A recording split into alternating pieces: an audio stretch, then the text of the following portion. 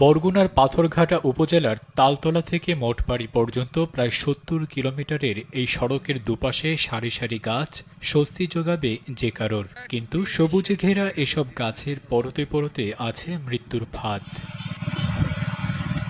মরে গেছে কয়েক হাজার নানা প্রজাতির গাছ।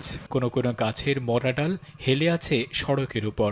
যে কোনো সময় হালকা বা ঝোড়ো বাতাসে এসব গাছের ডাল ভেঙে পড়তে পারে সড়কে চলা যানবাহনে, ঘটতে পারে বড় ধরনের দুর্ঘটনা।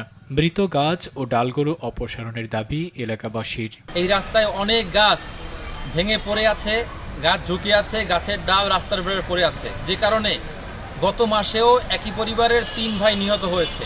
গাছের জন্য বহুত সমস্যা হয়। এই গাছের জন্য আপনার দুইটা গাড়ি পারাপার হইতে সমস্যা হয়, দুর্ঘটনা ঘটে। ওই মরে যাওয়া গাছগুলো কিন্তু রাস্তার ঠিক মাঝামাঝি পড়ে যাচ্ছে।